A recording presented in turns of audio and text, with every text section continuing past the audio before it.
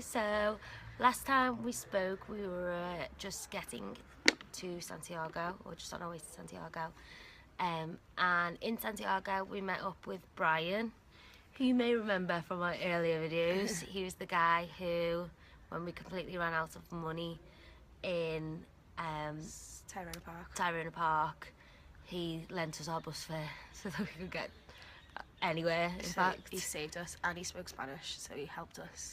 Yeah. And he lives in Santiago, so he said come and visit us in Chile, and we were thinking of maybe skipping Chile if we didn't have time, but we thought we'll have to go and see Brian, so we made it. We went all the way to Chile. Yeah, and he has like a sort of a student house-ish, so it's like a 10-bed, rents out to different students, but at the moment it's winter break, so he has a couple of like spare rooms. So he gave us a little single room for me and Siobhan, which is really warm because it has a nice heater. Yeah. So and I had a heated quilt blanket thing, so I was weighed off. And so we slept well in there. But as it was a student house, like the kitchen was a bit messy and stuff like that. But you know, whatever. Back to our student days, isn't it? And then so Brian showed us around the city on the first day we got there. We ended up walking up like to a viewpoint up the top of a hill, which was gorgeous. Santiago's beautiful from above, and it was just at sunset. And then it was a bit smoggy though, which he says is because there's mountains between Santiago and the coast, and there's the Andes as well, so it sort of creates like a little bit of a basin for all of like the pollution, and all of the smog sort of sits on top. You could see it, yeah.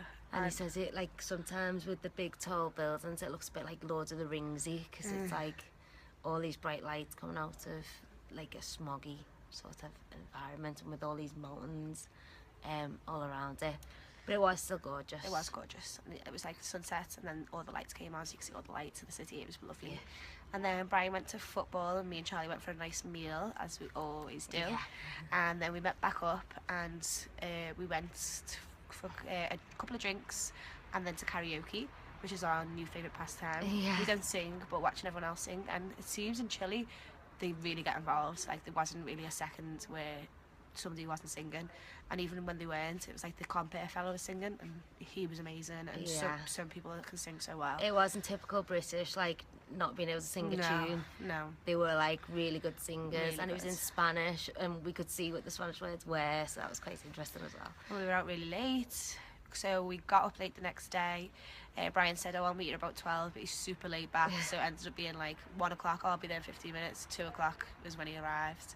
So what was that day? And we went to the so then we went to go to the Human Rights Museum, because in Chile there was a dictatorship, and it's quite recent history, and it was just absolutely like shocking to hear all the things. Really interesting museum, but we'd hung around for Brian for a bit, so we didn't get there till quite late, and we were going around looking at absolutely everything, like listening to all the different videos, so we didn't even get like probably 3/4 of the way around, but it was amazing just to like... Yeah, we got kicked out. We'd been there over 2 hours, and we got kicked out because it had closed. Yeah, but it was just really interesting to like hear all about that. Yeah, it only finished in 1990, and the shit that was happening was so bad. Yeah, so after there we headed back, and we were going out with a few of the people in Brian's like student house. Some of them are European exchanges, so they've come for like a few months, like a semester, to do like an elective or like learn Spanish basically in Santiago. They're like universities have connections, so that was really interesting because they were like Europeans as well. And again we went to a couple of bars and then ended up in a karaoke again. So that was good. It was good again. They were really talented again. Yeah. We stayed out late again, so we got up late again the next day, and then we went shopping because I'd left a few things in different places, so I needed to buy a few more things, and it was proper shopping mall and like Topshop and H&M and everything there. Ireland. And we went to Hard Rock for lunch. Yeah. So that's our second Hard Rock, Mum and Dad. Yeah. So that was good. What else did we do that day? Anything? And then we were going towards the coast that evening, so we were gonna head around 5 o'clock ish. But Brian had, Brian time. Meant we left about 9 9ish, something like that. No, we left to the bus station at 9. Yeah. But there wasn't a bus till like 10:30. Yeah. So we didn't leave till 10:30. And on the way on the tube, first of all, there was like a train that broke down somewhere, so we had to wait. Then the tube does come and somebody's on the tube is taken ill, so they're like rushing with stretchers. So we're just like, what the hell's going on? He says this never ever happens. So I said, I think I've picked my mum's case up where always incidences happen around her. So then we got to eventually Valparaíso, and that wasn't until like 11:30, 12 o'clock at night. Yeah. And I was like, oh, we're just going to go to bed. It's 12 o'clock at night and I'm still hungover from the day before. And Brian's like, well, we're going to go out for a couple of drinks.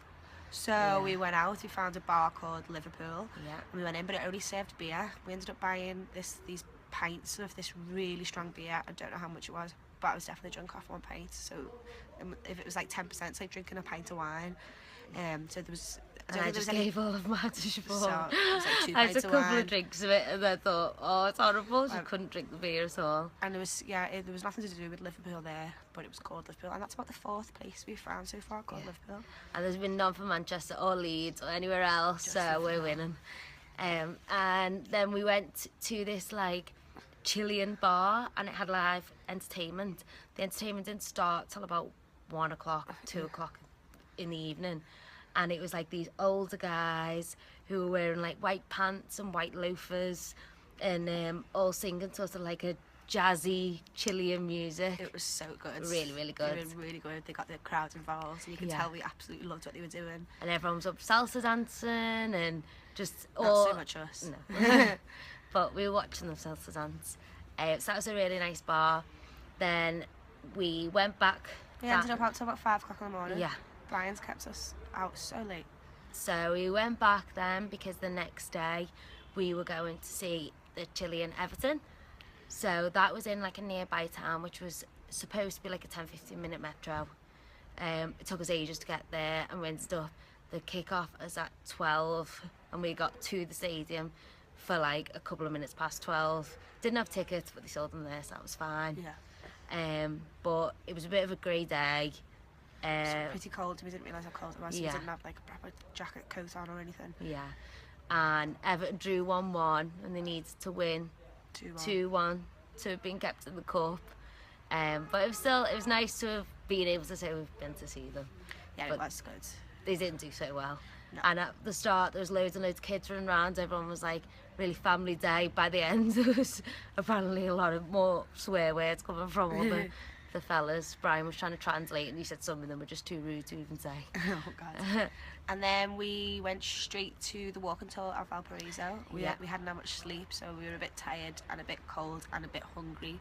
However, it was really good. Like, you'd think in that situation we would have been a bit bored or wanting to leave, but no, it was she was really good. She showed us all the graffiti of the town. She walked us through the history of the churches, and it was a really interesting tour. And Valparaíso is like on a bay of the sea, and it's beautiful. It reminds me a bit of Liverpool.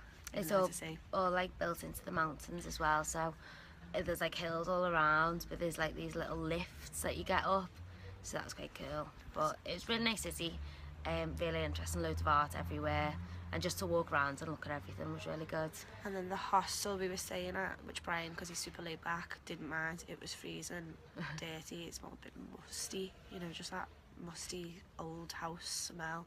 Yeah. And then the second night, because we stayed there again, because we were supposed to be getting a bus that night, but there wasn't a bus till the morning, so we decided to, we stayed again, and they didn't even give us a sheet for the bottom of the beds. So it was just like some minging beds, so it was horrible. And then Charlie was ill that night.